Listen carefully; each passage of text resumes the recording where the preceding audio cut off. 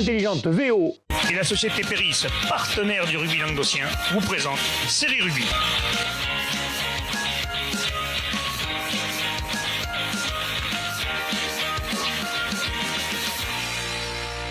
Bonjour mesdames, messieurs, bienvenue à Série Rugby, votre émission sur le rugby amateur de la régionale à la fédérale, avec mes serial chroniqueurs. Salut Bubu. Salut Alain. Ça va Ankana? Pleine forme. Et ouais, toi? Je vois ça, ouais, t'as l'air. J'essaye. Bon, salut Joss. Salut Alain. Ouais, la Norvège, ça se passe bien? Toujours glacé comme d'habitude. Ah, il fait froid chez toi? Moi, ça va. À la gmite ou t'as la petite? John Cariou. John Carroll. Alors, mesdames, messieurs, on va revenir au rugby. On va d'abord, on a eu un week-end compliqué sur les routes. Ça a été très compliqué. On va présenter bien sûr nos condoléances à la famille de Julien ainsi qu'au club de Beaulieu. Et puis il y a d'autres joueurs qui ont été blessés aussi dans d'autres accidents. On va espérer que ça se passe Ouais, mieux. notamment Léo à Canet, on en glissera un mot tout à l'heure aussi. Ouais. Allez, on va commencer tout de suite par les résultats justement de la régionale 3.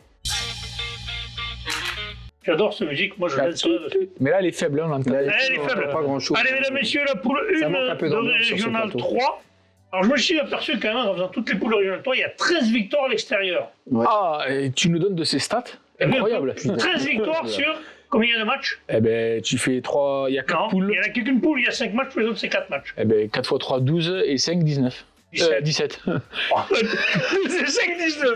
Ah, oui, mesdames, messieurs, vous comprenez pourquoi on a Série Rugby et on n'est pas à Canal+. Nous, c'est 5-19. Ah, c'est bon, tu m'as pris par surprise. Tu veux venir manger là où tu travailles, ça va me coûter cher. Hein. Merci, ça va te coûter cher à toi. Donc, 13 victoires à l'extérieur, c'est énorme quand Quelle même. bonne d'enfoiré. Sur 17 matchs. Sur 17, ouais, c'est énorme. 4 victoires à domicile. Tu vois, quand Bien tu lis joué. le filage, tu donnes des bonnes infos quand tu lis le filage. Joli, mais ouais, des fois T'as fait tes devoirs, toi. Alors, donc, on commence par la poule 1. D'entrée, on va commencer par une victoire à l'extérieur. Roquemort recevait Beaulieu, justement. Victoire des Lions de Beaulieu, 47-5. Ouais, 47-7, à 5, pardon. On a entendu, ça a failli marcher. Un Beaulieu qui arrivait avec beaucoup de peine et de tristesse après, donc, comme tu l'as dit, le décès de Oui, je pense que Julien, le rugby n'était pas dans leur tête. Là. Ouais, ils ont fait une belle minute de silence. Après, à Roquemort, voilà, il y a une classe d'écart entre les deux équipes. Beaulieu qui avait pris le match par le bon bout, qui avait inscrit pas mal de points. Petit à petit, Roquemort a haussé un peu le niveau d'intensité, a commencé à y croire un petit peu. Beaulieu a remis un coup d'accélérateur et finalement c'est passé et ça s'est terminé avec une victoire 47-5, bonus offensif. Pas grand chose d'autre à dire sur la rencontre, juste que voilà, il s'est passé un incident dont on n'aime pas trop faire l'écho, mais il faut en parler. Il y a des gens qui vont encore au stade pour se défouler et insulter et tenir des propos racistes. Ouais, alors, tu parles des gens, non, tu parles pas des joueurs, hein, là tu parles. Oui, il n'a rien à voir avec les deux clubs. Et voilà, c'est des personnes extérieures en plus, à ça. Le mec qui se faisait chier, il s'est retrouvé là, il a fait de la merde. Le président de Beaulieu et le président de Roquemort travaillent main dans la main pour avancer. Il y a des images en plus. Donc Il y a des images, mais la VO, ça sert pas qu'à donner des essais, ça sert aussi, ça filme à 180 degrés, et quand ça se passe au pied de la VO, on voit ce qui se passe. Donc il y a des personnes qui ont été formellement identifiées, une plainte qui va certainement être déposée en gendarmerie. Tout ça pour dire que voilà, venir au stade le dimanche quand t'as pas d'intérêt à part venir crier des insultes racistes sur un jeune de 20 ans, c'est pas super intelligent. Ouais, c'est un mec qui doit avoir rien à faire dans sa vie, ça grandit ni le rugby ni la personne, et ça pas l'humanité, comme on dit. Voilà, et puis en plus ils venaient un peu pour extérioriser un peu leur peine et tout ça. Ils avaient fait le boulot sur le terrain. En plus il y avait un jeune junior qui montait, donc attends, on m'a envoyé le truc, il faut que j'arrive Ruben Bano-Viala, donc issu de l'école de rugby de Beaulieu, qui faisait son premier match en senior, qui a été en plus élu homme du match, donc pour lui c'était une belle fête et tout ça, voilà, ça, un peu avec voilà, il y avait déjà le contexte qui était un peu lourd, c'était un moyen de se changer les idées, et il a fallu qu'un abruti vienne gâcher la fête. Nobel autour des terrains, on s'emmerderait. Voilà. Mais bon, des fois, il vaudrait mieux qu'il y ait Après, le président de Beaulieu est quand même assez actif et c'est normal de ne pas laisser passer ça. Il a envoyé des courriers, des mails et des coups de téléphone un peu à droite à gauche à la Ligue. Pour l'instant, on attend la réaction des instances. Il y a quelque chose qui se passe, mais le problème, c'est que c'est aucune des deux équipes. Ouais. Donc que le mec soit puni dans le civil, mais à la limite, ça n'a rien à faire au milieu du rugby. Non, mais là, ce qui est sympa, c'est que les deux clubs sont main dans la main. Oui, Roquemort, et que c'est pas le mec de l'autre club, surtout. Parce que l'autre club aurait été pénalisé pour un connard encore qui sert à rien. Donc c'est bon, quoi. Les gens qui servent à rien, restez chez vous, on n'a pas besoin de vous. Hein. Eh bien, vous les buvez devant votre télé, comme ça vous aurez l'air moins con. Saint-Quentin-la-Poterie recevait Marguerite. Victoire de Marguerite, 60-7. Là aussi, sur un malentendu, un drop à la fin. Ouais, ça a failli marcher. Ça s'est joué à pas grand-chose, apparemment. Michel Blanc aurait été content de le voir, ça. Ouais, non, plus sérieusement, Marguerite qui l'a emporté 10 essais à 1 et qui poursuit sa lancée. Donc en première mi-temps, 6 essais de La Bruyère, Luigi, c'est pas le frère à Mario, Nicolas, Rivas. Il me coupe mes vannes, t'es chiant quand même. Mais attends, ça fait 20 ans qu'on se connaît quand même, on a bossé ensemble. On a les mêmes. Donc 32-0 à la pause au citron et en deuxième mi-temps, 4 essais de plus par Capel 2 fois. Oui, vas-y, continue. Capel. Maître Capello. Audelard et Stéphanie, qui n'est pas de Monaco. Oh, tu la passes. Autre un essai des locaux de Noguera. D'accord. Saint-Quentin-la-Poterie, cette année, ils ont du mal. C'est bizarre, parce que l'année dernière, quand même, ils accrochaient les équipes, ils faisaient des scores un peu plus serrés quand même. Là, c'est compliqué un peu ce début de saison. Là.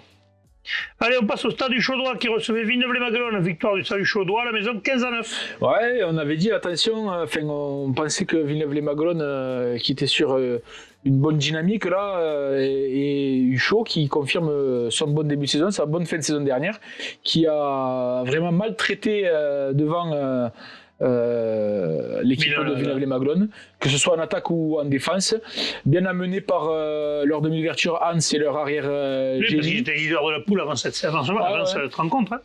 Villeneuve-les-Maguelones qui a eu que peu de ballons, donc pas beaucoup l'occasion d'inquiéter Huchot, et en plus beaucoup de maladresse côté visiteur, donc victoire méritée pour Huchot et un très bon arbitrage de monsieur Benjamin Glaise. Ah, comme quoi il y en a des bons, c'est pas comme celui qu'on avait dimanche. La Grande Motte recevait Vendargue, victoire de Vendargue, là aussi ça je vois pas grand chose, 64-12.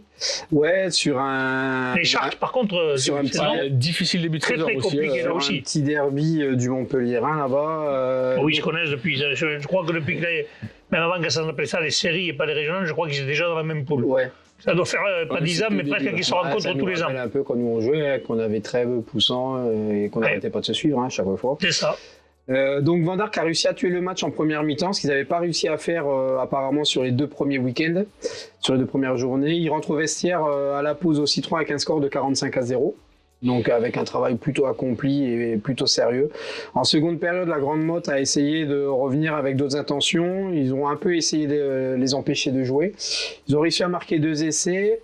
Par contre, Vendargue a remis la main un peu sur le jeu, malgré quelques fautes de main, ils ont perdu quelques ballons, mais du coup le travail est fait, l'essentiel est là, ils sont contents parce qu'ils arrivent enfin à concrétiser leur temps fort, ce qu'ils avaient un peu de mal à faire jusqu'à présent. Mais il reste quand même pas mal de choses à corriger. Une petite dédicace à Pierre, un joueur de Vendargue qui a fait son premier match avec la Une, et qui, pour l'histoire, a reçu sa première carte de visite. Quelle couleur? Première poire. Première poire. Ah ah. C'est pas les mêmes. C'est pas les mêmes. Ça arrive, hein. Bienvenue au club. Et ben voilà, comme welcome. Ça arrive à tous, hein. Quand t'as joué, un jour ou l'autre, tu vas prendre. Bienvenue dans le monde du rugby, c'est ça, ben voilà, c'est bien Pierre, allez, bienvenue. Pierre. Allez, le dernier match, le Stade de Montfauconnet recevait Jacou, là aussi, victoire 35-8. Il n'y a que des gros scores en fait. Ouais, il y a que des gros scores. Et là, c'était à l'extérieur en plus. C'était le premier match de Montfaucon sur leur terrain, enfin homologué. Ça leur a pas porté chance. Ça leur a pas porté chance, c'est le maire même qui a donné le coup d'envoi pour célébrer ça. Non, mais... Il a mal célébré, alors il n'a pas fait un bon coup d'envoi. C'est pas lui qui... Monsieur le maire, il va falloir s'appliquer la prochaine fois. Meilleur le coup d'envoi. Jacou qui s'est déplacé qu'à 20 sur la feuille a quand même réussi à faire le job, même si les Gardois avaient bien attaqué en mettant la main sur le ballon. Puis à la demi-heure de jeu, c'est le deuxième ligne Brianté qui a trouvé un intervalle dans la défense et qui va inscrire tout seul après une course de 20 mètres un premier essai à la 26e minute de jeu. En fin de mi-temps, le buteur Messiou pour Montfaucon réduit la marque. 3-7 à la demi-heure de jeu, mais c'est finalement Colonna qui va ajouter 2 pénalités et un deuxième essai pour le second Brianté, mi-temps 20-3. En seconde période, calmez-vous tous les deux là. On n'a rien dit. Pipo Bimbo là. Oh, tu vois comme il est de suite, hein. Il est jaloux en fait. Je sais qu'il on n'a pas besoin de se parler, on rigole. Toi, t'arrives pas à ça. Mais non, j'essaie de rester concentré. Mais oui, mais nous, on essaie de te déconcentrer. Le but du jeu, en fait, ce que tu sais pas, C'est qu'on a dit, on essaie à chaque fois de faire rire Bubu, on y arrive. Non, on va y arriver, t'inquiète, vas-y, pour l'instant, ça va, on verra plus tard. Oui. Donc, au pied du château fort de Montfaucon, il y avait une centaine de supporters qui s'étaient déplacés. Et Montfaucon redoublait d'efforts pour essayer de forcer le verrou, mais Jacou résistait bien. Nouvelle pénalité de Colonna et un essai de toucher en coin, donner le bonus offensif au Jacumar. Et puis enfin, c'est Colonna qui va inscrire un quatrième essai. Un bon artilleur, Colonna, non? Ouais. Se fait chier là. C'est bon, j'ai réussi. Nous aussi, on t'aime. Allez, vas-y, continue. Allez. Qui marquait donc le quatrième essai pour vraiment valider le bonus.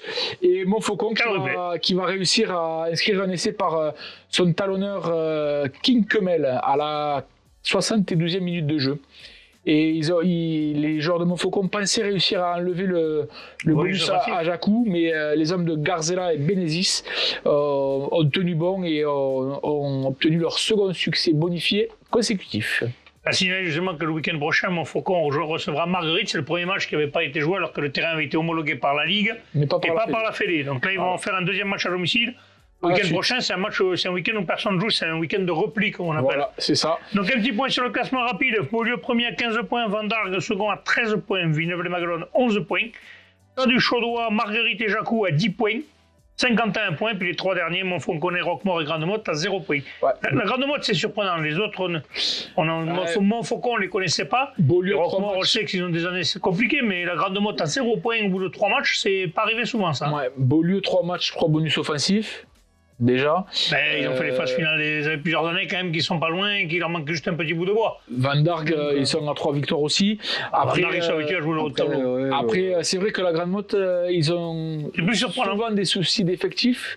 Après, quand ils arrivent à. Ouais, d'habitude, c'est pas forcément au début. Mais c'est parce qu'après, ils ont beaucoup d'étudiants aussi, donc des fois. Et là, il faut dire qu'avec. Il y a beaucoup de clubs autour aussi, donc il suffit d'aller rejoindre un copain à droite, à gauche. Il ne peut pas toujours avoir les super années. Il y a Lunel qui est reparti. Il y a Vendargue qui gratte aussi à côté. Jacou qui est reparti aussi. Jacou qui a fait une équipe là, et bien des mecs qui sont allés là. Jacou, la troisième équipe, c'est que des. Que des mecs de Jacou? Normalement, oui, parce qu'ils n'avaient pas le droit d'avoir de. Oui, non, mais il n'y avait pas des mecs peut-être de Jacou qui jouaient déjà à Grande-Motte?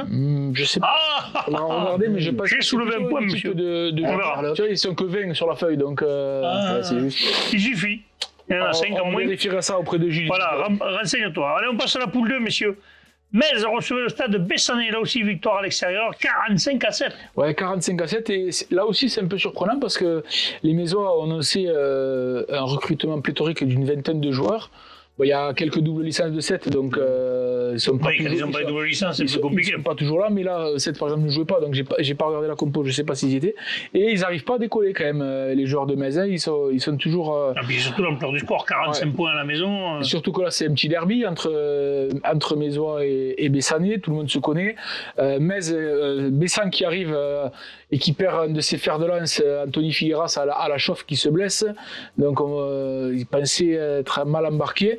Un entame compliqué face au vent pour les Bessanais qui vont louper en plus quelques pénalités. C'est rare aussi. Ouais, et qui vont commencer à jouer, accélérer le jeu et concrétiser par 3 essais de Rodriguez, Giner et Roch en 6 minutes. Donc là, quand ils ont décidé d'accélérer, qu'ils ont réussi à se trouver, ils ont fait la différence. Metz va insister avec ses avants en fin de première période et ils vont réussir à inscrire un essai en force par Hachin. À la mi-temps, il y a 24-7 pour les visiteurs. En deuxième mi-temps, c'est Bessan qui va occuper le terrain et jouer les ballons de récupération suite aux approximations des joueurs de Metz. Moustique, le Bessanais, inscrira le 4e essai et l'essai du bonus à la 49e minute de jeu. Et enfin, après un gros mouvement des avants de Bessan, c'est Jordan Delpech qui va lancer comme un frelon dans l'intervalle, faire un sprint de 30 mètres et inscrire un essai au pied des poteaux à la 65e minute de jeu. Il y aura un dernier essai par Giner Et finalement, on en finira à 45-7 dans un match qui s'est déroulé dans un bon état d'esprit, une bonne bière collective. Et un bon arbitrage. Et l'arbitre, justement, qui a reconnu avoir eu un peu de mal dans les 20 dernières minutes. Donc, c'est une grosse condition physique. Voilà, il va falloir s'y remettre. Mec, faites bien courir, je me suis mis à courir. Si moi je me mets à courir, tu peux courir aussi. Quand tu allais courir, je me suis fait une déchirure, tu vois. Ah, il fait un temps de merde en ce moment. C'est pour ça. J'ai dit au petit, il va falloir qu'on se calme, qu'on n'y aille pas trop souvent parce que je vais me faire courir. Allez, le stade de Montpellier, le Salagou Cœur d'Hérault, c'est encore Vivu qui va le faire, puisqu'il y était. Victoire 28-16 à l'extérieur. Ouais. Comme quoi Nagoussa suffit pas à tout gagner. Et Nagoussa suffit pas, c'est sûr. Et puis Salagou quand même va être. C'est nourri des fautes adverses. Quand même. Ouais, c'est nourri des fautes adverses et va être un bon prétendant cette saison dans cette poule. Chaque année. Salagou a toujours été un des gros prétendants. De Régional 3. Les Montpelliérains qui ont ouvert la marque dès l'entame par une pénalité de Martin et le buteur de Salagou qui répond assez rapidement. Et puis après, il va y avoir un essai de Cumény pour Montpellier qui va prendre un peu le large score avec la transformation et une pénalité de Martin. Il mène 16-3, que je me rappelle. J'ai du mal à suivre. Le compte est bon maintenant. Heureusement qu'il y était. Ouais, j'imagine qu'il y était. Mais après, s'il n'y avait pas été, vous avez compris. Comme je te disais, les Montpelliérains tu vois la différence en fait entre une équipe comme Salagou qui a plusieurs années d'expérience de vécu ensemble, qui va pas s'affoler et qui va au contraire récupérer tous les petits en avant, les petites fautes, les petites passes dans le dos. Oui, ils se nourrissent des fautes des autres. Ils se nourrissent. Et qui par contre va être chirurgical pour les transformer en essai. Et ça va être le cas par un essai d'Amposta avec la transformation et la pénalité. On revient à 16 partout. Puis l'essai à la 33e du capitaine Simon Grèze qui va, lui qui joue deuxième ligne, passer en revue toute la défense. Je ne sais pas s'il l'a mis Renaud déjà ou pas. Il a fait une course de 40 mètres. D'ailleurs quand il est passé devant moi, je crois que c'était le 14, mais en fait c'était le 4. Donc il a grillé toute la défense. Il est allé inscrire l'essai au pied des poteaux. Et après, juste avant la mi-temps, donc là c'était à peu près la demi-heure de jeu, et juste avant la mi-temps, pareil sur un ballon récupéré, je sais plus si c'est dans un ruck ou un en avant, Salagou va transformer de suite par son ailier à l'opposé et il va inscrire le troisième essai de cette première période pour les visiteurs. Donc il mène 28-16 à la mi-temps. 25-16 à la mi-temps. Putain, elle était longue la seconde mi-temps, 25-16, 3 points à la mi-temps, et en deuxième période, voilà, il y aura qu'une pénalité qui arrivera à la 77e. Donc, ça a été long. Donc les mecs, ils avaient tout dans mon première mi-temps. Ça s'est un peu neutralisé, mais on voit quand même que côté Montpelliérain, il y a du potentiel, il y a quelques joueurs. Il y a des jeunes aussi, il y a beaucoup de jeunes. Il y a beaucoup de jeunes. Parce que bien sûr, il y a Nagouza qui apporte. Et à mon avis il pourra apporter encore un peu plus parce que tu le sens qu'il est un peu sur la retenue. Je pense que même lui il a peur de faire mal à quelqu'un, je pense. Un mec comme ça lancé, si tu prends à 5 mètres de la ligne, quand même, t'as une jambe elle est lourde, l'autre il est quand même très important parce que dans les rucks, une fois qu'il a mis la main sur le ballon, d'ailleurs il a été pénalisé 2 fois alors que pour moi il n'y avait pas faute, c'était plutôt à lui de récupérer la pénalité. Il me semble avoir eu ça dit. Mais quand et puis il est capable de. Est-ce qu'il a fait la prise crocodile lui aussi? Non. Il est capable de te faire des sautés, de faire des décalages. Après, il t'envoie de ces torpilles qu'il faut réussir à les attraper après derrière. Mais et puis il a le coup d'œil. Et puis t'as des joueurs aussi devant. Ils ont de bons piliers, de bons jeunes piliers les Montpellier. Montpellier apparemment a quand même une belle équipe. Mais bon, là, ça fait que 3 matchs. Capitaine qui a joué à 7 à Palavas. C'est dommage qu'ils aient pas fait un bonus, au moins un bonus défensif à la maison. Ils auraient pu. C'est toutes ces petites imperfections. Déjà, les autres n'ont pas fait un bonus offensif, c'est moindre mal. Mais imperfection à gommer. Et une on verra, ça arrivera. T'as l'interview si tu veux, mon petit. Eh ben voilà, j'allais le dire. Vous avez l'interview donc au micro de Joss, qui n'était pas là, mais de Bubu plutôt, du capitaine et de l'entraîneur de Stade Montpellier. Allez, nous étions aujourd'hui au complexe Gramont de Montpellier où nous venons d'assister à la victoire 28-16 du RCO Salagou Cœur d'Hérault sur le stade montpelliérain. Avec moi, j'ai Simon le capitaine et Benoît l'entraîneur. Simon, 28-16, un match où vous avez su scorer, être pragmatique sur toutes les erreurs qu'ils ont fait, vous avez su en tirer profit et après, sans s'affoler, vous avez très bien défendu et vous avez su les garder loin au score. Toi, sur le terrain, comment tu l'as ressenti ? J'ai senti que le groupe commence à se faire ce qu'on essaye de créer depuis le début de la saison. on est venu ici avec des intentions, on voulait pas venir à vide, on repart avec les points et on est heureux, le groupe est heureux et satisfait du travail qu'on a fait aujourd'hui. Benoît, 3 matchs, 3 victoires, une place de leader. On a senti cet après-midi vraiment, il y avait 2 belles équipes sur la pelouse, mais j'ai senti une différence entre vous, où ça fait plusieurs années que vous jouez ensemble, où vraiment on a senti que vous n'êtes pas affolés, et eux qui ont fait pas mal de petites fautes bêtes, de petits en avant, des passes dans le dos, tout ça. On sent vraiment que ça bosse bien et que cette année il y a quelque chose à faire. Oui, alors c'est vrai que on a depuis le début de saison des automatismes qui nous restent des saisons dernières, donc ça c'est bien. On met beaucoup l'accent sur l'état d'esprit qu'on doit avoir sur un terrain, parce que ça commence par du combat, le rugby, et c'est vrai que sur les 3 premiers matchs, on est dans cet état d'esprit et puis on est appliqué, donc on sait qu'on a encore beaucoup de travail. On va pas se prendre pour une équipe qu'on n'est pas, on va continuer à travailler et c'est vrai que c'est quand même plus agréable de travailler et de progresser avec la victoire, donc on va rester toujours dans cet état d'esprit pour ce début de saison. Simon, toi tu m'as dit ça fait 5 saisons, premier essai, on l'a vu, j'espère que j'ai réussi à le prendre du bord de la pelouse, mais on sent que tous les ans, vous êtes pas loin, ça continue de grappiller, et comme l'a dit Benoît, vraiment sur l'état d'esprit, c'est là où c'est vraiment un point fort de votre groupe. Ah oui, là on a un état d'esprit irréprochable là cette année. On s'engueule jamais sur le terrain, jamais à l'entraînement. On est là à vouloir tous se tirer vers le haut. On a vraiment un bon groupe avec des bons gars. Et maintenant, il va falloir qu'on reste humble, que ça a été une erreur qu'on a fait l'an dernier.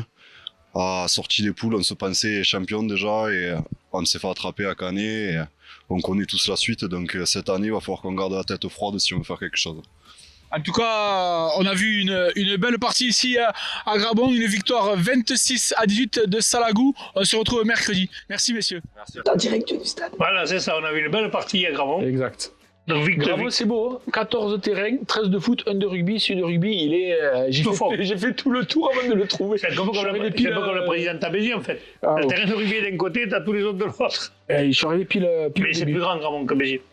Allez, on passe au match d'après, messieurs. Cabestany recevait le Val-Espire, l'entente du Val-Espire. C'est plus haut Val-Espire. Ouais, victoire de l'entente à l'extérieur, 23-14. Ouais, encore une victoire à l'extérieur. Hein. Il n'y a que ça. Il n'y a que ça. Donc, l'entente s'attendait à une belle adversité et ils n'ont pas été déçus. Tous les ingrédients ont été réunis pour un beau match. Les fondamentaux, la rapidité, la défense et les défenses acharnées. Les débats se sont équilibrés toute la première mi-temps. 2 pénalités donneront un maigre avantage par Axel Sanchez. En deuxième mi-temps. C'est pour le Val-Espire. Oui, pardon. Excusez-moi. Non, c'était pas écrit, c'est pour ça que je te dis. En deuxième mi-temps, les coachs des Ours auront rentré tout le banc et là, Cabestany aura du mal à voir le ballon pendant une bonne trentaine de minutes et subira les assauts de l'entente avec 3 essais à l'appui, 2 sur Maul pénétrant dans l'embut suite à une pénale touche et une pénalité jouée à la main rapidement. Clément Johanneau, le capitaine du jour, en marquera 2 et Lucas Debauchy, un seul, si tu as bien tenu le compte. De Cauchy. Oui, pardon. Aucune transformation. Les 10 dans l'embut de suite. Les 10 dernières minutes verront, excusez-moi. Les 3 quarts de Cabestany. Ouais. Je suis prête si tu veux. Je suis fatigué, j'ai une grosse journée. Le Mélanti. Le Mélanti. Les 10 dernières minutes verront les 3 quarts de Cabestany passer par plusieurs ailiers, aller en dame avec 2 transformations. L'entente aura géré le match de bout en bout, peut-être un peu trop pour avoir le bonus offensif, qui est peut-être un peu dommage, une domination sans partage, mais qui aura permis à Cabestany de marquer 2 essais à cause du relâchement. Le mec il les aime, mais avec des saucisses. Ouais. Allez, il aime bien la saucisse. Le RC Marseillan recevait le Bassin Sud Minervois. Oui, ça y est, ça continue. Victoire des Marseillans, 20-16. Ouais, le Marseillan face à une belle équipe. Enfin, une équipe qui fait un bonus def, parce que pour l'instant, personne n'en avait fait. Et une victoire à la maison. Et une victoire à la maison. Et une victoire à la maison pour les crabes de Marseillan. Les protégés de Jean-Mi Millet et Vincent Millet, père et fils, qui entraînent donc cette équipe de Marseillan, qui ont été dominés pendant l'entame, mais ils ont bien défendu. Et ils vont réussir à marquer sur leur temps fort. Après 3 pénalités des rails pour le bassin contre un essai de Condis. Et juste, je me suis régalé de mettre les noms parce que je me suis dit ça va parler. Ah oui, Alain a repris le rugby. Et Rai aussi. Et Rai, la faille, la husse. Ah, j'ai pas lu, je vous rassure, le rugby, sinon il serait perdu. En deuxième période, Marseillan va reprendre. Si je peux parler. Non. Ah pardon, excusez-moi. Marseille va repasser devant grâce à une pénalité de Jauvert, mais c'est Torres pour le bassin qui va à nouveau redonner l'avantage aux visiteurs. Et finalement, c'est Marseille qui tiendra le score jusqu'au bout. Un match qui s'est déroulé dans un bon état d'esprit, avec un bon arbitrage, une équipe du bassin amenée par un bon axe 8-10 et un bon ailier aussi. Voilà, c'est les infos qu'on a eues du côté de Marseille. Jean, tu disais point d'info, point de trou d'info, donc un petit point sur le classement. Ça sera peut-être une surprise. Non, je suis sérieux. Ah, Alain Gonnet, ça allait reprendre le rugby. Les anciens, je dis rien. Ah, il dit ça, il dit rien. Et je suis content de ne pas jouer en face parce que le mec il va se régaler. Premier au classement, Salagou Cordero, 13 points. Deux équipes à 9 points, le haut, l'Entente du Val-Espire et le Stade Bessanet. Et le derrière, Marseille en 8 points, Bassin-sur-Minervois 6 points, Stade Montpellier 5 points, Metz 4 points. Et Frontignan, Védas et Cabestany Olympique à un petit point. On passe à la poule 4, messieurs. La poule 3. La poule 3. La poule 3, j'ai déjà mon la 4. 3. Toche Corbière recevait Vincent. Victoire de Toche à la maison, 28-3. Une des rares victoires à domicile, mais c'est vrai comme quoi les gagner à Toche, c'est toujours très compliqué. Ouais, et dans toutes les poules, il y a beaucoup d'équipes qui ont dû attendre la troisième journée pour jouer leur premier match à la maison. Et c'est le cas de Tuchan, qui s'est imposé donc 28-3 face à une belle équipe de Vincent. Un match où il y a eu beaucoup de jeux, beaucoup d'intensité. Un match très correct. On va souhaiter un bon rétablissement au centre et à l'ailier de Tuchan qui a été blessé à la cheville et au genou. Pour ce qui en est du match, les Tuchanais avaient inscrit en première période 15 points, 15-3, avec un essai de Farge à la demi-heure de jeu et de Bexas juste avant la mi-temps. Et en seconde période, ils vont en rajouter un de plus par Tisser et des pénalités de Pélissier pour faire gonfler le score. Les Tuchanais qui restent maîtres et les Sangliers, c'est toujours difficile d'aller les déloger là-bas chez eux. Très compliqué d'aller gagner à Tuchan. Cerdagne Capcy recevait Lure 15. On avait prévenu à Lure 15 de faire attention, c'est compliqué là-bas. Ils sont allés gagner 27-20. Ils sont allés gagner 27-20. C'est une belle perte. Ah, ils ont une belle équipe cette année, Lure 15. Une belle équipe. Ils seront pas mal. Ouais, Capcy Cerdagne qui. On tente de voir le Lure Cornet. Hein. Et c'est bientôt. Ça arrivera bientôt. Peut-être qu'on ira voir. Ça pourrait être intéressant d'aller voir le match, effectivement. Ça sûrement, avec Vincent, ça va être dans les 3 équipes qui font partie des favoris. Donc. Oui, certainement. À mon avis, même Cerdagne, je les mettrais en bon outsider quand même. Ça peut être pas mal. Cerdagne, cette année, ils ont du monde. On repart du match alors. 27-20. 27-20, pardon, pour Lioran qui va faire un coup. Dans les Pyrénées, là-haut, ce qui n'était pas une masse à faire. Capcir qui peut nourrir des regrets en première mi-temps. Lioran avec la pluie du vent maintient les joueurs pyrénéens dans leur camp. Capcir passe une bonne partie de la première mi-temps à défendre. La ligne des gros porteurs lioranais va jusqu'à encaisser un essai avec leur numéro 8 à la 31e. Il va marquer, c'est Lioran qui va marquer. C'est Lioran qui marque avec ses. Il sait pas lire en fait. Il a sauté des mots, c'est pour ça. Ouais. Faut que j'aille vite, on est pressé. Non, mais lis. C'est Rossmann qui marque à la 31e et c'est auquel ils répondront avec un essai du numéro 9, Tortajade, 1 minute plus tard. 5 minutes après, après un ballon mal capté en touche, ils prennent un essai casquette, le ballon tombe dans les bras du 8. Toujours le même au Rossmann. Doublé. Qui n'avait plus qu'à aller en dame tout droit, donc doublé. Donc 10-17 à la mi-temps pour Lioran qui avait déjà fait une partie du boulot. En seconde mi-temps, le jeu va s'équilibrer, mais Capcir, un peu trop indiscipliné, va faire des fautes près de leur ligne. Et ils perdent des ballons dans leur 22. Et en gros, ils remettent Lioran dans le jeu à chaque fois. Ils ont du mal à se dégager, de revenir dans leur camp. Ils encaisseront un nouvel essai à la 53e, 10-24 à ce moment-là sur le score. Finalement, ils reviendront à marquer 2 essais supplémentaires à la 58e par le numéro 15 Kerbouche et à la 66e par leur numéro 8 Roux pour recoller à 20-24. Donc là, c'est pas mal quand même. Il était bien revenu. Et dans le Money Time, dernier quart d'heure, ils font trop de fautes, donc impossible de faire quoi que ce soit d'intéressant. Ils vont encaisser une dernière pénalité à la 80e. 20-27, score final. Bon coup. Bon, il y en a plus. Si, il en reste quelques-unes. Il avale un chat. Non, bravo à Lioran qui mérite sa victoire au vu du match. Une belle équipe bien structurée et pragmatique. Côté Durac de l'Entente, ils regretteront 30 minutes passées à 14 et les 10 points au pied laissés en chemin. plutôt rageant, mais l'issue du match aurait pu être différente, mais au moins il y a des axes de Un progression. petit mot sur Lyon, on peut dire quand même qu'ils ont leur numéro 10, là, qui a joué, parce qu'ils en ont un qui est blessé, qui n'a pas joué, mais leur numéro 10 là, c'est Pierrot Cabrol, quand même, qui a été le meilleur joueur de Fédéral la saison dernière. Fédéral 3, ouais. Donc, quand tu as un joueur comme ça dans ton effectif, plus les autres joueurs qui sont arrivés cette année, ça doit quand même pas faire rire de jouer en Ouais, face. mais regarde, ça fait jamais tout. Regarde, on parlait du stade Montpellierin tout à l'heure. Mais là, il y a un joueur. Lurent, ils en ont plusieurs qui sont arrivés. Oui, Oui, Et plusieurs copains. oui. Bah, c'est des potes. Hein. Et là, des mecs qui ont joué ensemble. Quand tu as les automatismes que tu te connais par cœur, comme qui t'arrive, un mec de top 14, mais qui connaît personne dans l'équipe. Mais bon. C'est pas pareil, monsieur. Allez, l'Olympique Minervois. L'OM a battu l'Union Catalane 15-0. D'ailleurs, c'était un duel de points. C'est pour ça qu'ils ont changé le nom. Les Cônes Minervois avant, C'était Cônes Minervois. Oui, mais là, c'est c'était l'Olympique. tellement des fans de Marseille. Non, c'est pas vrai. On va leur demander. C'est pas vrai. Hein? Je pense pas que ce soit ça. Hein. En tout cas, il y avait un duel de points parce que j'ai vu lui m'envoyer la photo avant de te l'envoyer à toi. Oui. Je ne l'avais pas vu parce que j'étais en train de faire l'interview au stade. J'ai vu la photo plus tard en arrivant chez moi. C'était sympa avec les bandeaux, avec les points sur la C'est les tête. deux de la même équipe. Bah oui. Donc c'est pas un duel, c'est. C'est dit, voilà. c'est des copains entre eux qui se mettent des coups de tête.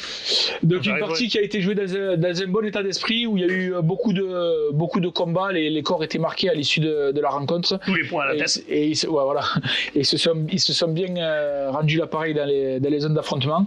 Un match plutôt équilibré avec une première période où les Catalans ont inscrit un essai sur une interception de Julien Garcia et deux pénalités, tandis que c'est Marc Aurel justement Kevin qui Le grand Marc Aurel. s'est cogné la tête, qui a inscrit Il sort le deux bientôt. un premier essai, puis un deuxième par Luc. L'espagnol. Le plafond qui va tomber, vous ouais, c'est inquiétez ça. pas, c'est pas grave. Et donc qui permettait aux locaux d'être menés d'un seul petit point à la mi-temps, donc 10-11.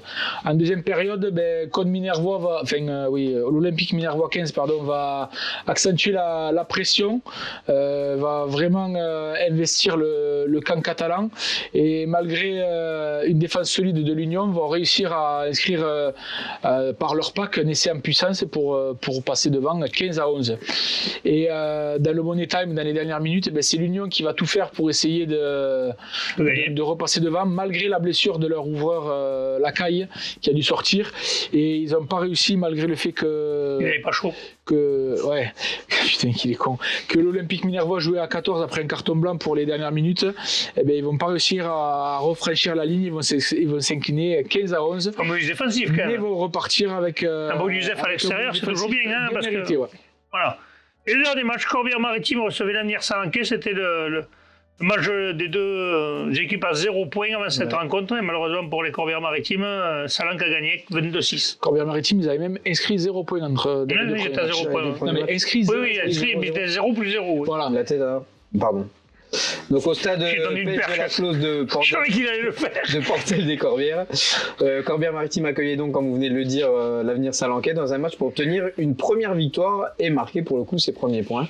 Donc dans un premier acte équilibré, les locaux ont ouvert le score par une pénalité de Geoffrey Mélé avant que Maxime Gendre, l'ouvreur catalan, lui réponde par deux fois juste avant la mi-temps.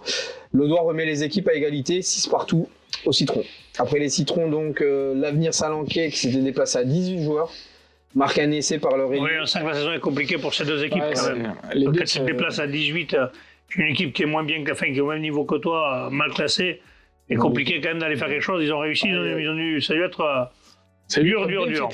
Oui, Vas-y. je pense. Hein. Donc, marque un essai par leur ailier Youssef Kchibal. Donc, 6-13 à la 41e. Les Audois tenteront, mais n'y arriveront pas. Au contraire, Maxime Gendre, l'artilleur de Salanque, remplira le tableau d'affichage avec 3 nouvelles pénalités pour un score final de 6-22. Première victoire donc pour l'avenir salanquais de Maxime Galdeano et l'inusable Sébastien Derriot. Et 3e défaite de suite pour les Corbières-Maritimes, qui ne décolle pas malgré un très bon état d'esprit et une feuille à 22 jours. Donc un point sur le classement, Lyon est premier avec 14 points sur 15 possibles, c'est quand même pas mal. Ouais. Corneille en deuxième à 9 points, Vinassan 8 points, Union Catalane à 6 points, après suivent 4 équipes à 5 points, Cerdagne, l'Olympique Minervois, l'Avenir Salanquais et Torche Corbière. Et Corbière-Maritime, malheureusement, dernier, 9e à 0 points. On passe à la poule 4, messieurs, de Régional 3. Villeneuve-les-Maguelones a recevé Ers Pyrénées-Qatar. Victoire de Ers Pyrénées-Qatar, c'est pas une grosse surprise, 35 à 12. Villeneuve-la-Comtal, s'il te plaît. Villeneuve-la-Comtal, j'ai dit quoi? Villeneuve-les-Maguelones. Ah, c'est bien, je l'aime mieux, moi. C'est pas coté. C'est pareil, c'est Villeneuve, quoi. Il y a Villeneuve-les-Béziers, Villeneuve-la-Contelle, Villeneuve-les-Maguelotte. Bravo. Ma langue a chourfé, messieurs. Voilà. Donc, Ers Pyrénées-Qatar gagne 35-12. 35-12, mais sans le bonus. Ça, c'est plus surprenant avec 35 points. Ouais, ben, 4 essais à 2.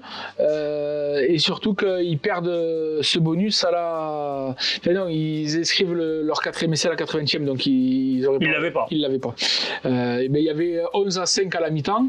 Les joueurs d'Ers Pyrénées-Qatar qui se sont démenés en deuxième période avec des essais de Charbonnel, de Co et encore de Carbonel, pardon, et surtout des pénalités de Marcerou et de Co pour faire gonfler le score. Mais 4 essais à 2, ben, ça fait pas un bonus. Ben non, malheureusement. Donc, malheureusement, c'est dommage, malgré l'ampleur du score, de ne pas avoir réussi à. Oui, je pense que c'est le petit truc qui ne va pas leur plaire. Allez, Limoux recevait Castelnau-Bastide, victoire de Limoux à domicile, 13-8, enfin une victoire à domicile, Joss, une de plus. Ouais, petit retour sur. Il se regarde avec son ordinateur, Joss, j'ai l'impression qu'il subit. Ouais, c'est un peu ça, non? Ouais. C'est pas qu'il n'a pas les lunettes, c'est que l'ordinateur est fatigué, celui-là. Donc je lance un appel. Alors, mesdames, messieurs, si jamais vous avez des sous à perdre, vous ne savez pas quoi faire de votre argent, payez-nous des ordis. Quelque chose, il n'arrive pas à dire. Un chien, une canne. Voilà. C'est pas là. Non, sur le match, dans un vent fort qui a pas mal perturbé le jeu, beaucoup de fautes de main. Et un arbitre qui a joué du sifflet tout l'après-midi, peut-être un mélomane, on ne sait pas. Ah. Oh, c'est mignon ça. Pour un total d'environ un peu plus d'une 50aine de pénalités dans un match d'une grande correction malgré tout.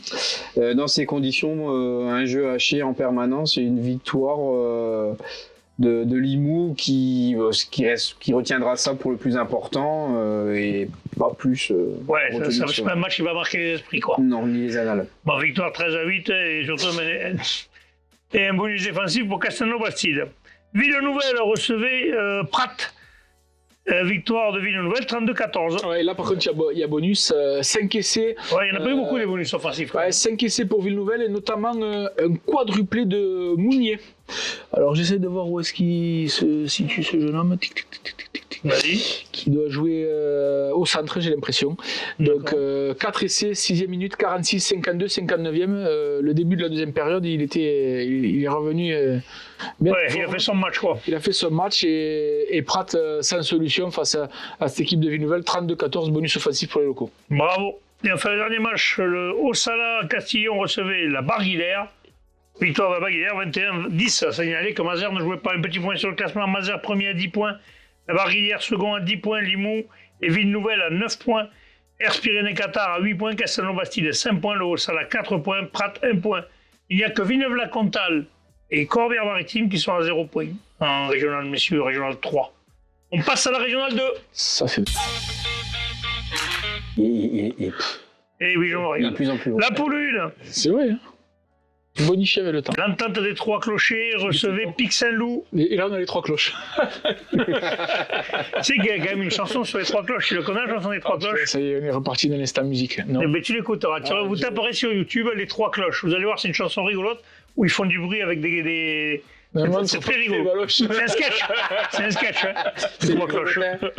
Bon, allez, les 3 clochers recevaient Saint-Gély Pic-Saint-Loup et Victor Saint-Gély Pic-Saint-Loup à l'extérieur. 15-10. 15-10, Saint-Gély qui. On l'avait pas vu arriver celle-là, même si on sait que Saint-Gély, ça fait plusieurs saisons qu'il se regarde aller faire des coups à l'extérieur. Ouais, et là, c'est Cluny Saint-Chilien 40 qui a fait les frais. Les 3 clochers, on dit les 3 clochers. Ouais, moi j'aime bien dire les noms des villages.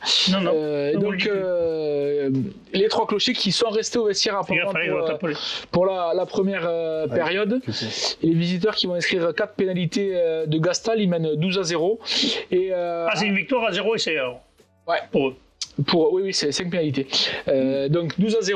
En fin de première période, l'arrière Viala va raviver l'espoir avec un essai transformé par Verger. Donc 12-7 à la mi-temps, c'est pas cher payé. En deuxième période, il n'y aura qu'une seule pénalité des deux côtés. Même si les locaux vont dominer sur les cocottes, ils vont rendre beaucoup trop de ballons au pied et ils vont pas réussir à marquer. Saint-Gély Pic-Saint-Loup qui gérera à la fin de la rencontre 15-10. Oui. À noter la victoire de la réserve 37-17 avec notamment un doublé de notre ami Kevin Lopez. Oh, bravo Kevin. Morillon Montadi recevait Bagnoles Marcoule, victoire de la SMM. SMM. 30-7, bonus offensif. Par contre, eux, ils tournent à plein régime quand même. Montréal Montadi, il faut 3 matchs, 3 victoires. 13 points sur 15 possibles, c'est quand même pas mal. Quoi. Avec un bonus offensif qui va compter. Oui. Alors vas-y, parce que la poule est assez intéressante. On voit qu'ils avaient bien travaillé pendant l'été, on en avait discuté sur les recrutements et tout. La mayonnaise a l'air de prendre, donc match plutôt abouti de la part des garçons de Morillon-Montadi. 2 pénalités de 2 culs et un essai de Mathias Paillon en première mi-temps, ce qui fait qu'il vire au citron à 11-0. Au retour, Bagnoles vient une seule fois dans les 22, un manque de réalisme qui n'a pas permis de creuser l'écart, malheureusement pour Morillon. En deuxième mi-temps, on a pu voir de belles actions des 3 quarts. Le score un peu plus qu'en première mi-temps, en étant un peu plus précis, aurait pu être un peu plus important, malgré... Ils sont des lignes, ils sont des lignes, si. Tu passes d'un truc à un autre, Josh. T'as sauté une ligne. T'as sauté une ligne. Un peu plus mais nous, on a compris, c'est pas grave, vas-y, continue. Les derniers gestes, donc Dubier, Puech et le doublé de Paillon. Et ils finissent par surprenant ce joueur-là, tu demandes même à rencontre de Gonzalez. 4 essais à 1 au final. Voilà, 4 essais à 1 à la 76e, bonus offensif qui reste le plus important, même s'il y aura peut-être des choses à corriger par la suite. Parfait. Saint-Gély recevait Nissan Colombier qui n'arrive toujours pas à gagner, 27-27. Ouais, là ils vont faire quand même le match nul à l'extérieur à Saint-Gilles. C'est bien, mais on les attendait un peu mieux quand même, messieurs, quand même, soyons réalistes. Nissan Colombier, ça a quand même plusieurs saisons. N'oublie pas qu'ils montent. Hein. Oui. Ils montent, mais c'est quand même il y a quand même une belle équipe quand même. Donc, oui, ils ont attendait autre chose, non? Ils ont fait un bon recrutement, mais t'inquiète pas, ça va. Il faut... laisse la prendre. Voilà, mais pour l'instant, c'est difficile. Vas-y. Ça va prendre. Ça va prendre. Donc, tu me coupais l'herbe sous le pied. Donc, bon début de match justement de Saint-Gilles qui va mettre une grosse pression sur Nissan et qui va obtenir une pénalité qui sera transformée par Loré. Et 5 minutes après, un essai de Calès pour mener 10-0. Les Gardois qui vont dominer, mais qui vont malheureusement échouer à 2 reprises à 5 mètres de la ligne. Et c'est Nissan qui va revenir petit à petit grâce à 2 pénalités de Kylian Mora. Loré qui va en rajouter une, et à la mi-temps, on sera à 13-6 pour Saint-Gilles. En seconde période, Nissan va prendre enfin le jeu à son compte et marquer un essai à la 45e par Clément Manet, transformé par Mora toujours, pour revenir à égalité. 10 minutes plus tard, c'est à nouveau Nissan qui va inscrire un essai par Melvin Mora, son frère, après une combinaison des 3 quarts suite à une mêlée à 5, transformé à nouveau par son frère Kylian. Donc. Et Saint-Gilles va rester stérile en attaque et subir le jeu de Nissan. Il va prendre même un nouvel essai à la 65e. Non, il était mené 27-16 alors. Voilà, par Nissan mené 27 à voilà.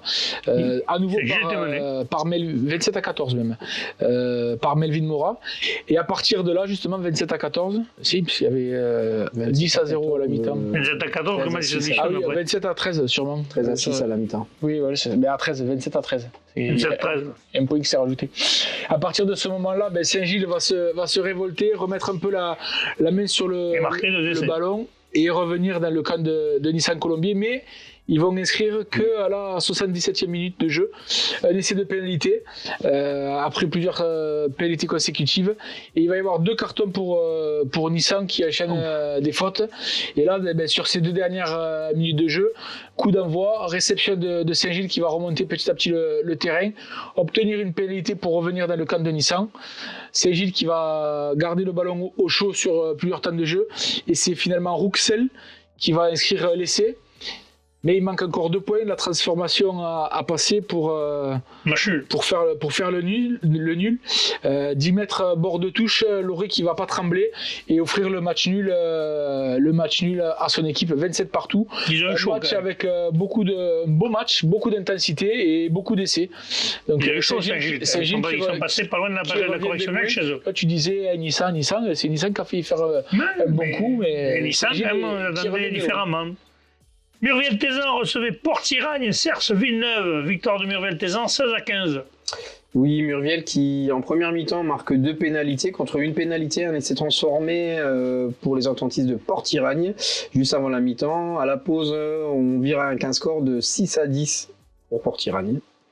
Murviel marque un essai transformé en début de seconde période par Péninon, 13-10. Murviel va remarquer une pénalité 16-10.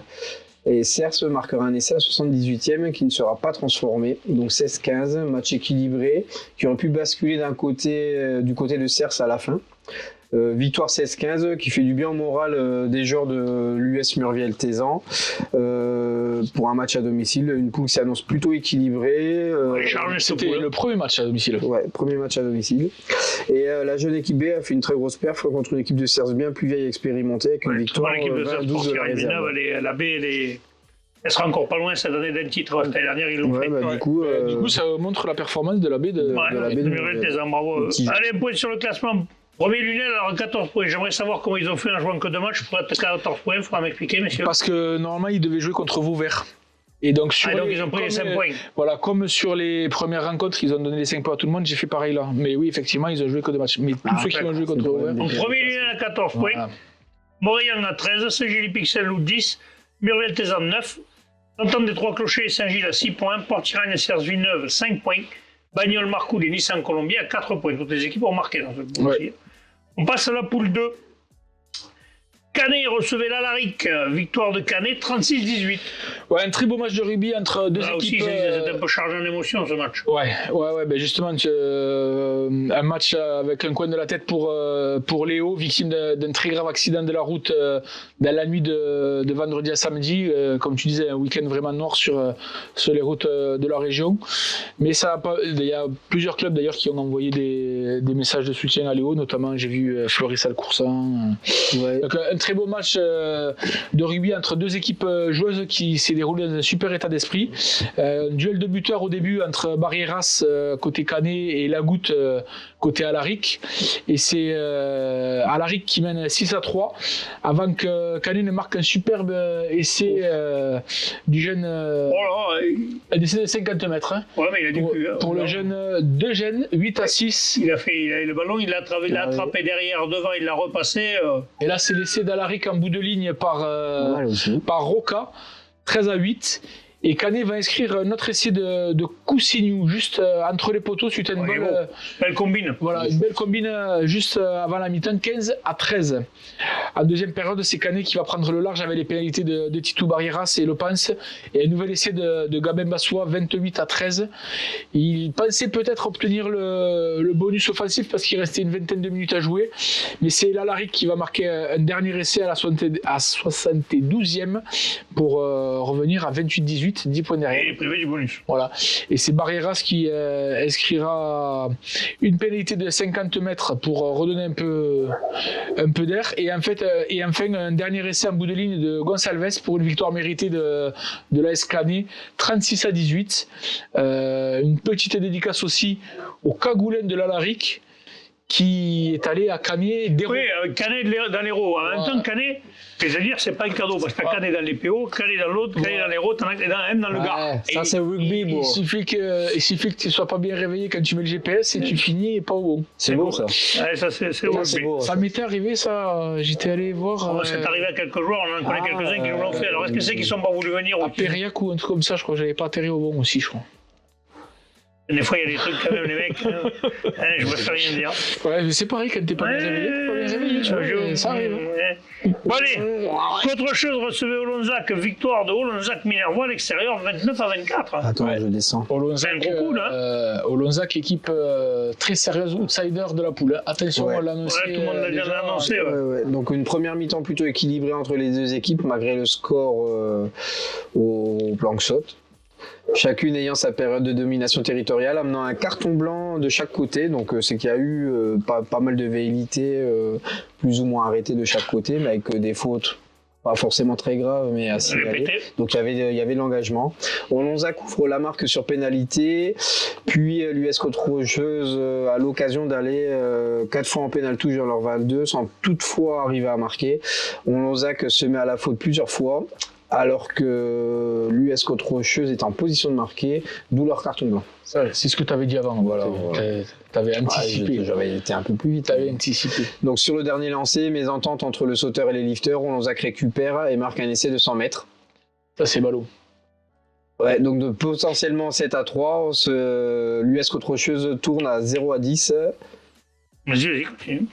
Le 0 à 10, le jeu se rééquilibre un peu, puis ils prennent un carton blanc à leur tour pour contestation, ce qui permet à Olonzac d'en profiter pour marquer sur une combinaison parfaitement exécutée après mêlée 0 à 15.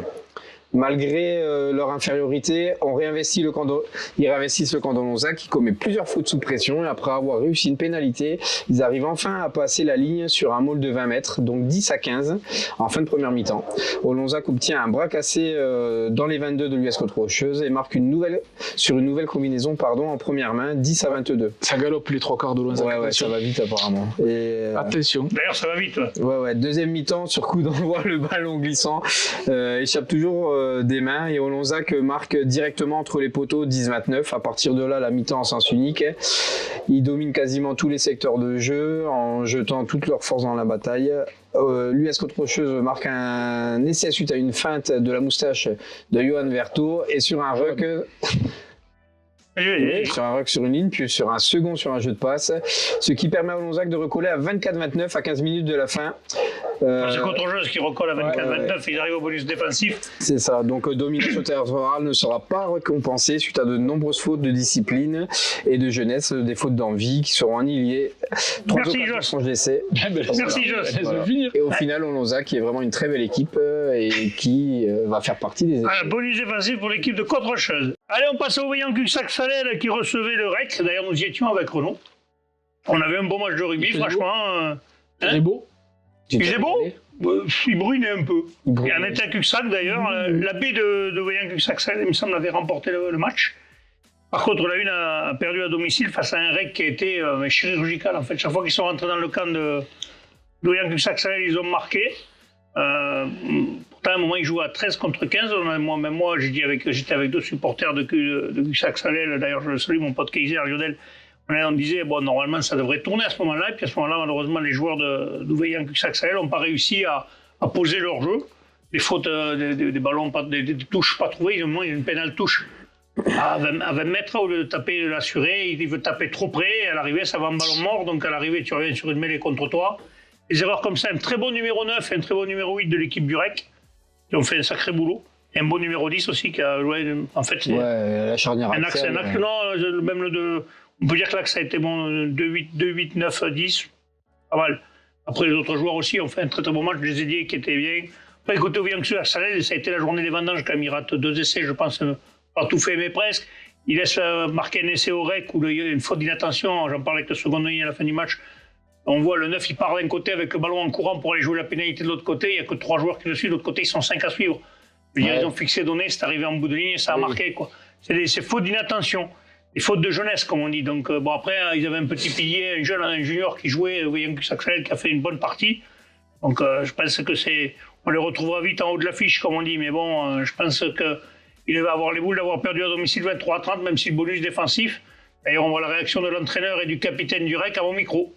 Bonjour mesdames, messieurs, nous sommes au stade de Cuxac. Nous avons eu la victoire de l'entente du Cavardès sur l'équipe de Vaillant Cuxac-Salel avec moi, le capitaine Alexandre et l'entraîneur Patrice. On va commencer par le capitaine. Bon, on peut dire que vous avez fait preuve de réalisme, parce que ce match, à un moment, vous êtes 13 contre 15, mais vous vous affolez pas. Vous revenez dans leur camp, vous marquez, c'est peut-être ça là, qui vous fait cette victoire aujourd'hui, non? Ouais, on savait très bien que sur les premières minutes, sur les 20 premières minutes, ça allait être un petit peu compliqué. On s'est forcé à mettre un petit peu du combat, de l'engagement, avec les consignes que vous avez données, Patrice, de leur mettre vraiment la guerre dans les rucks, parce que c'est une équipe qui est très joueuse, qu'on rencontre souvent. Ça a plutôt bien marché, on a été réaliste en première mi-temps. En deuxième mi-temps, ils ont remis quand même, du coup, alors qu'ils étaient contre le vent, ils ont mis pas mal de jeux, et on a serré les dents, et avec du courage, on a fait un bon résultat, ça fait plaisir. Les vieux l'ont eu dur parce qu'en face les jeunes ça galopait quand même, mais vous avez été vaillant, comme tu dis, vous avez été présent sur les phases de combat et c'est là que vous gagnez le match en fait. Ouais, c'est vrai, je pense que on les a un peu emmerdés, on a évité qu'ils jouent des ballons rapidement, on a essayé de pourrir un petit peu leur jeu, et enfin, moi personnellement j'avais jamais gagné ici contre eux. Et donc ça fait vraiment plaisir. Voilà. Le premier alors. Patrice, un entraîneur, je suppose, content parce que quand ça respecte les consignes, c'est bien, mais ça n'a pas été facile. On a eu beaucoup de cartons et cette fin de match très longue, ça a été compliqué quand même. Hein. Très compliqué, effectivement, ça fait plaisir. On est en pleine reconstruction. Ils suivent les consignes, ils se sont pas affolés, on a été réalistes, on a été disciplinés malgré qu'il y a eu des cartons, c'est vrai, mais il y en a eu des deux côtés aussi. La manière peut-être pas au rendez-vous parce que c'était un match très très accroché. Par contre, ce qu'il y a de sûr, c'est qu'ils ont joué avec l'envie, avec le courage. Ils ont rien lâché. Ils ont tenu tête pendant 80 minutes. Et aujourd'hui, on peut être fier, surtout en dehors du résultat de la prestation.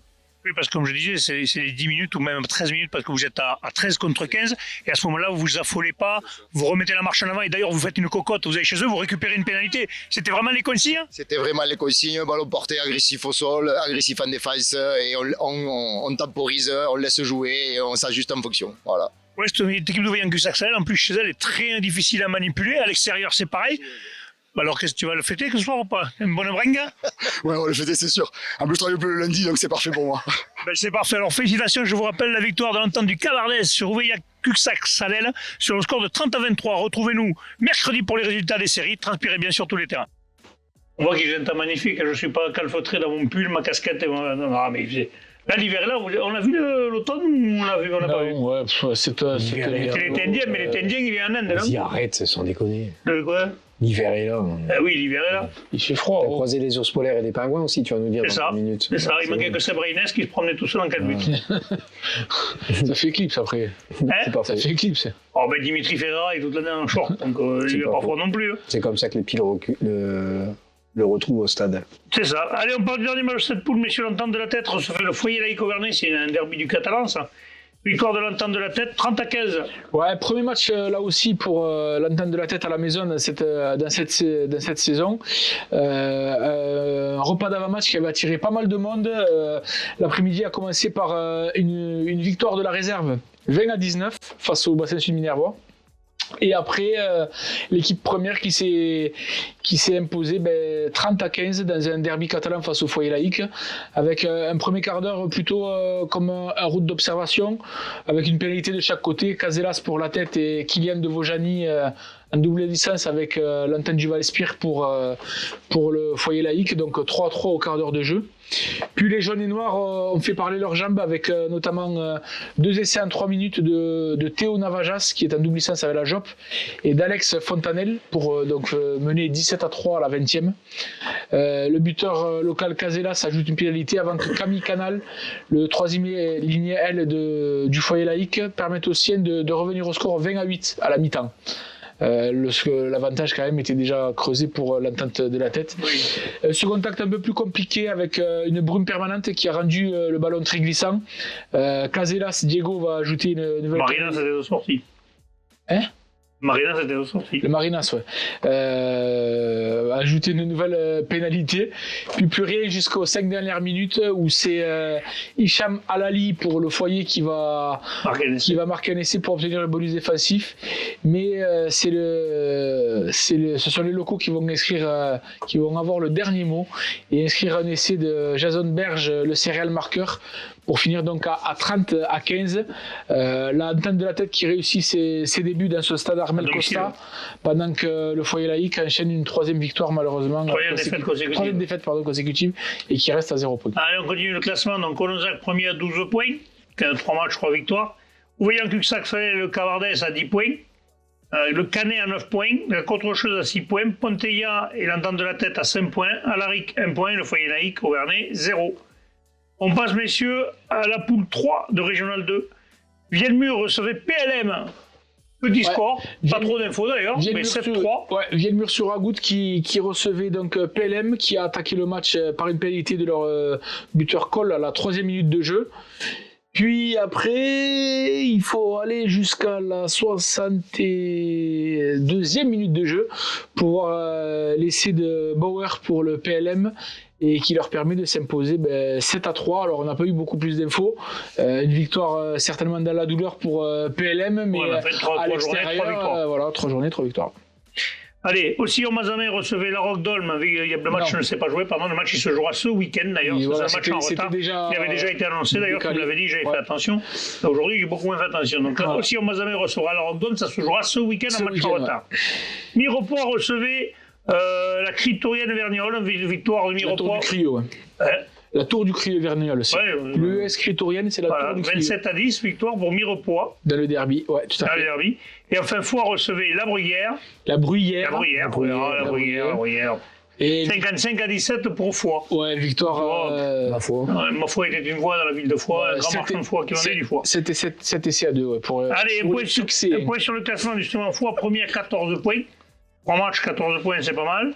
PLM, second à 12 points. La Roque-Dolme, 10 points. Sachant qu'ils n'ont pas joué la semaine dernière. Donc, Puis Lorraine. 2 matchs de victoire bonifiés. Puis Laurent, puis Laurens, tu dis comme tu veux, Puis Laurent. 9 points. Puis Laurent. Mirepoix à 5 points, Vielmur 2 points, Sillon-Mazamet 1 point, Critourenne-Vergnol et La Bruyère 0 points. La tour du Crieux. US Crétorienne. Mais Critourenne-Vergnol, oh là là, ils chipotent maintenant. Après, on va faire un petit point sur la géographie là. J'ai eu quelques infos c'est dans pas la- géographie, c'est en prononciation. Dans la dernière poule, tu vas voir un peu. Ah, tu as la dernière poule, Méroufle Mickey. Poule 4. Parce que McDonald's. La Bastille-Beauvoir recevait Fleury-Salcoursan, victoire de Fleury-Salcoursan à l'extérieur, 31-18. Bonus Oui. offensif. Oui, Fleury-Salcoursan qui va gagner à l'extérieur avec le bonus offensif, comme tu viens de le dire. Après l'entame de championnat à Coursan réussi dimanche dernier contre Portet, on attendait l'entente lors de son déplacement à la Bastille-Beauvoir.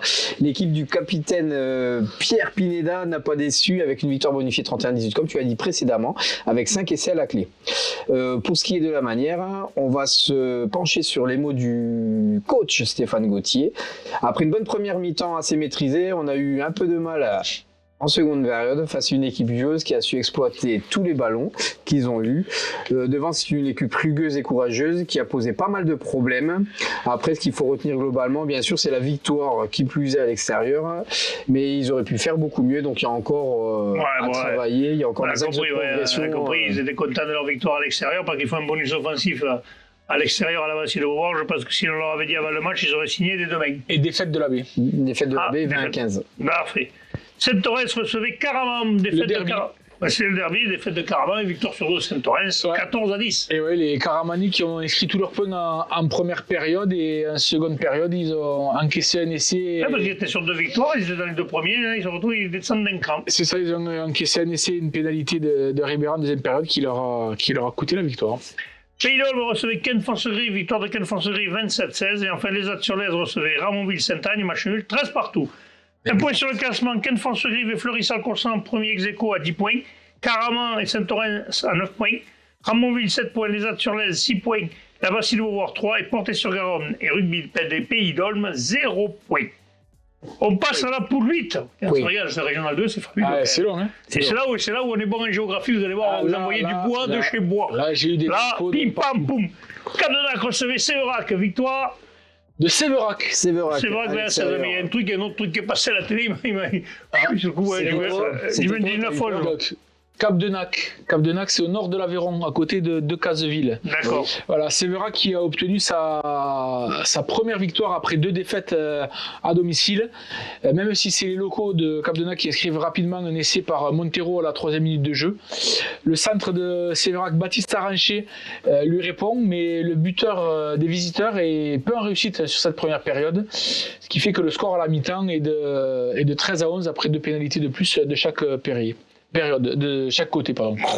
Non, j'ai lu le mot d'après. À la seconde période, justement, Lafont, le buteur séveraguais, va un peu mieux régler la mire, et va profiter. Oh là, la mire, les mecs, arrêtez les bières. Ouais, c'est ça. Maintenant, il va y avoir de la tourtelle, le monsieur. de l'indiscipline Moi, de j'avais demandé Cap-de-Nac du rhum. pour permettre aux protégés du président Erail de prendre l'avantage dans les 10 Mais dernières la minutes. fin, il est partout. Ouais, Il est joueur, président. Et surtout de le conserver jusqu'à la fin de la c'est la rencontre. politique. Ça. Séverac, il faut savoir que c'est une équipe jeune avec des cadets et des juniors en rassemblement avec Millau qui monte de Régional 3, qui a changé de staff à l'intersaison, donc le temps que tout ça se mette en place, quelques nouveaux joueurs, des juniors qui montent, ça commence à prendre forme. C'était assez serré tout au long de la rencontre. Bravo aux joueurs de Séverac qui ont su faire preuve de lucidité et qui ont été quand même assez aidés par le nombre de fautes importantes Je vais y arriver à la fin de l'émission. commises par l'adversaire. Voilà. Caron recevait RC Rougier. Rougier, c'est Camarès, on vous le rappelle. Voilà. Victoire de Et Rougier à Carmo l'extérieur, dans le 19-11. Et Carbon ça. dans le Tarn, ouais. Mandelozère recevait le stade Marsois. Ouais. Victoire de Mandelozère, 26-22. Morse, c'est dans le Cantal. Et Châtaigneraie-Célé, Marsois. Châtaigneraie-Célé, c'est un regroupement de 3. C'est dans le Lot. Voilà, donc c'est pour ça que c'est en Occitanie, parce que le Cantal, c'est pas dans l'Occitanie. Ah bon, le Cantal, c'est pas l'Occitanie. Nous parlons pour des Le trucs. Cantal, c'est dans le fromage. Oh, j'en peux plus de lui, moi. Et ça venait du Roquefort, je vois un peu. Donc, franchement, Bon, victoire de Man 26-22. Quoi. victoire 26-22, une partie très engagée, notamment dans les rucks où ça a fait railler pas mal. Mand beaucoup trop indiscipliné, qui a été sanctionné pas loin de 17 pénalités, rien qu'en première période, ce qui laisse espérer les visiteurs qui marquent à coup de pénalité. L'essentiel est fait quand même pour Mand qui s'impose. Il y avait 16-15 à la mi-temps, un essai de Buisson et les points au pied de Daré contre 5 pénalités de Rénal pour Morse, Châtaignier et Célé. Et en deuxième période, un essai rapide du capitaine Aguilon va donner un avantage un peu plus conséquent à Mand. Mais c'est encore une fois Rénal qui va inscrire un essai à 15 minutes de la fin, qu'il va lui-même transformer. Il a inscrit tous les points des visiteurs, Rénal. Pour revenir à un petit point de Mand, et c'est finalement une dernière pénalité de Sidobre qui va sceller la victoire de Mand. Et à noter également Bonus défensif quand même pour l'équipe du Stade Morsois. Voilà, du Stade Morsois. À noter également la belle victoire de l'équipe B de Mand qui a dû jouer à 15 parce qu'il y a eu un petit problème de règlement. Vous avez mal compris une règle et ils pensaient jouer à 12, mais les visiteurs étaient arrivés à 22, donc ils ont joué à 15. Ils étaient que 18 sur la feuille, les joueurs de la B de Mand, et ils ont réussi à s'imposer avec les vieux et 3 jeunes juniors qui étaient sur la feuille, donc ils ont gagné avec le bonus en plus. Parfait. Dernier match, Viviez recevait Île-sur-Tarn, une victoire de Île-sur-Tarn à l'extérieur, 17-16. Un point sur le classement, Île-sur-Tarn. Viviez, c'est aussi à côté de Decazeville, c'est pas loin de Cap-de-Nac. Voilà. Allez, Île-sur-Tarn, premier de la poule à 13 points, Carmont, avec le Stade Morsois, second à 9 points. Mand-de-Lozère, 8 points, Rabastens-Coufouleux et Rougier à 5 points, Sévère à 4 points, Cap-de-Nac 2 points, Viviez 1 point. On passe, messieurs, à la régionale 1. Toujours cette petite musique entraînante là. Bam, bam, bam, bam. Millas recevait Sigean pour la Noël. Victoire de Millas à domicile, 32-27. Pour un promu, ils font plus qu'un début de saison quand même. Ouais, ils font un bon début de saison. Ils ne font pas pour l'instant à la plage d'Orbe. Ouais, c'est quand même. D'ailleurs, ça leur laisse des regrets parce qu'ils auraient pu. Au moins récupérer un bonus défensif. Ouais. Et là, bon, ils seraient pas loin. Premier match, ils ont tombé Rive d'Orbe quand même, qui est pas des touristes. Et là, Sigean qui redescend, tandis que Millas monte. C'était un match qui Honnêtement, je pense que beaucoup n'auraient pas annoncé ça. Donc bravo à Millas. Et Millas qui avait fait un peu le job en première période, 20-10 à la mi-temps, avec des essais de Vincent, un doublé même de Vincent et un essai de Gironde contre un essai de Monnier, le premier de son doublé pour Sigean PLN. Et en deuxième période, il va y avoir un chassé-croisé où ça va se répondre un peu du tac au tac, un deuxième essai de Monnier, un essai de Poussine pour les visiteurs. Puis Cyril Henrique va inscrire un essai après l'heure de jeu et Jordan Liek le dernier à la 72e pour en plus des points au pied d'Iniesta côté visiteur et de Liensa côté Millas. Ça s'est tenu et ça s'est bien rentré dans la courge toute la deuxième période et victoire finale 32-27 bonus pour les Millassois. Un bon bonus def pour PLN. Allez, Poussin recevait les plages d'Orbe, victoire de Poussin, 22-19. 22-19, Poussin qui voulait confirmer après son succès. Non, défaite 11-10 à Rive d'Orbe. Attends. Le week-end dernier, ils ont perdu au Rive d'Orbe 11-10. Oui, excusez-moi, non, je me suis trompé en lisant. C'est pas grave. Plage d'Orbe qui. Il a perdu d'un point au Rive d'Orbe, quand même, quand tu perds d'un point au Rive d'Orbe, tu as quand même des incertitudes sur ton rugby. Et Plage qui s'est imposé, on l'a dit, face à Millas. Et donc là. Deuxième défaite pour les plages d'Orbe, quand même. C'est ça, c'est d'abord un essai de Gaborit qui va inscrire un essai rapidement à la 5e minute de jeu, bien imité par Mika Wolf. Solide seconde de ligne en double licence de 7, donc il mène 14-3 à la 25e minute. Il est entraîné par son frère. Hein. Ouais. C'est son frère qui entraîne à Poussin. Tout à fait. Puis les plages d'Orbe vont recoller au score grâce à leur buteur Le Connet. 14-12 à la 50e minute de jeu. Mais une pénalité de Garcia et un dernier essai du capitaine Thibaut Sauvagnac va permettre à Poussin de s'imposer 22-19. Parfait. Les Rives-d'Orbe recevaient Revel, victoire de Rives-d'Orbe 34-9. C'est celui-là que je voulais faire, que j'allais partir sur celui-là en fait. Ah voilà. C'est pour ça. Les Rives-d'Orbe qui Joss, t'es venu pour rien quoi là. Non, Joss, il fait la minorité non silencieuse. Exactement. Il fera celui d'après, il fera Bédarieux, il fera Joss. Tu feras Joss, Bédarieux. Ok. Je ferai Bédarieux. Ça te va? Si j'ai pas envie. Sinon je le ferai, c'est pas grave. Allez, on y repart. Donc, les Rives-d'Orbe 34-9. qui recevaient Revel, qui s'est imposé en A et en B avec deux gros scores. Revel qui repart avec les valises un peu pleines. Et c'est les Rives en première période qui avaient pris le score avec deux essais de Dofundo et Pradale qui menaient que 15-9, j'ai envie de dire, à la mi-temps. Et en seconde période, voilà, l'apport du banc qui a vraiment fait la différence. Là où peut-être Revel était venu avec un banc peut-être un peu plus léger, les Rives-d'Orbe au contraire ils ont accéléré et 3 essais de plus par Dofundo, donc qui a inscrit un doublé, et Cyr et un essai de pénalité pour signer un bonus offensif 34-9. Moggio Carlon recevait Uzès. Victoire du Geste, 32-15. Ouais, Moggio, cette saison, c'est compliqué. Et encore une défaite à la maison. Et encore 0 point. Les joueurs, les coéquipiers d'Ivan Vincent, il va falloir vraiment enclencher la marche avant parce que sinon ça va être longue la saison. Alors après, ils font toujours des bonnes entames, mais ils ont un passage à vide qui leur coûte cher. Et là, pour le coup, ils avaient inscrit un essai d'Erieux à la 4e minute de jeu et un essai de leur arrière-papa à la 41e. Donc effectivement, les entames sont bonnes, mais après, derrière, ils ont un peu plus de mal avec en première période, ils ont encaissé 4 essais et donc ils étaient menés 29-5 et en deuxième période, ils ont pris qu'une seule pénalité. Mais c'est quand même compliqué sur pour un match à la maison. Allez les gars, ça va sourire, mais il faut faire le dos.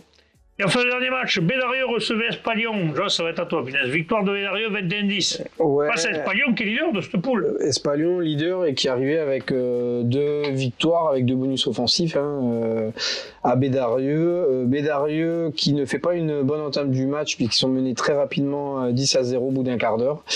Avec notamment un raid solitaire d'un des joueurs des lignes arrières d'Espalion, qui après plusieurs plaquages manqués, va partir en dame. Donc il se l'est pelé tout seul, comme on dit. Ensuite, Bédarieux va revenir dans le match petit à petit. Ils vont grignoter point par point grâce à des pénalités pour passer devant la Sirène, juste avant la mi-temps, à 12-10. Au retour des vestiaires, Bédarieux va remarquer 2 pénalités. Ouais, pour arriver à 18-10, suite à quoi, un fait de jeu, il y a eu un plaquage dangereux de la part d'un des joueurs d'Espalion sur un gars de chez eux. Pénalité pour Bédarieux sur les 50 mètres en touche, mais là, échange d'amabilité, échange de carte de visite. Ouais. Donc du coup, des rouges un peu de là, tous les côtés. C'est carte de visite plus biscotte. Biscotte dorée, donc dans 2 rouges du côté de Bédarieux, 1 rouge du côté d'Espalion. Suite à quoi, le match va reprendre. Ils vont remettre une pénalité. Ouais, Bédarieux remet une pénalité. Ils avaient à cœur de rien lâcher parce que c'est une équipe qu'ils avaient éliminée l'année dernière en France. Si vous vous souvenez bien. Qui les avait sortis. Ouais. Voilà. C'était à Millau d'ailleurs. Ouais. Et donc du coup, Espalion va tout jeter ses dernières forces pour essayer d'aller marquer un essai, mais on sait que Bédarieux chez eux, ça défend toujours très bien et c'est très solidaire. Et mieux que ça, ils vont réussir à inverser la tendance en faisant déjouer les attaques adverses et les faire commettre des fautes pour finalement sceller le score final 21-10. Parfait. Tous les points par la botte d'Anthony Malrieux. D'accord. 21-10. Allez, un point sur le classement. Espalion, Uzès et Rives-d'Orbe, ils sont ex-aequo à 10 points. Poussant 9 points. Millas, Bédarieux à 8 points. Plage d'Orbe, 6 points avec si j'en parle à la nouvelle. C'est pas serré quand même, je sais pas. C'est serré. 5 points pour Revel et 0 pour Moggio Carlon. Il n'y a pas de catalan là, c'est pas serré. Ah si, il y a Millas. Il m'insupporte. Il te sort des vannes, écoutons à Louis XIV. C'était pas mal. C'était pas mal. On aurait pu remarquer sur ton carnet de correspondance, ça aurait pu faire mieux. Bon, mais voilà, c'est le mot de la fin. Messieurs, on va se retrouver demain avec une émission un peu spéciale. Avec notre partenaire, notre équipementier. Il est où là? C'est Rockfield. Vous allez voir, ils sont en train de nous préparer un peu des trucs. Donc, Amir et Milan, si vous voulez jouer les mannequins, vous allez pouvoir. Bon, moi, je vais plutôt mannequin chez Olida que chez Rockfield. Mais bon. J'aurais dit Cochonou, mais bon. J'ai un peu vu. Mais moi, de toute façon, le problème, c'est que si j'y vais, je leur dis que je joue un 10, ils vont jamais me croire. Non. Donc, c'est pas la peine. Ah, mais tu peux faire les photos avec le 1 ou le 3. Oui, oh, super. Super. Je vais laisser une belle image. Non, laissez-moi tranquille. Je laisse ma place. Je saute mon tour, comme on dit. Ah. Donc, c'est le mot de la fin. On se retrouve donc la semaine prochaine. Puisque ce week-end, il n'y a que 2 matchs en retard en régional. Donc, transpirez bien sur tous les terrains. Et à la semaine prochaine. Merci. Allez, salut. Salut.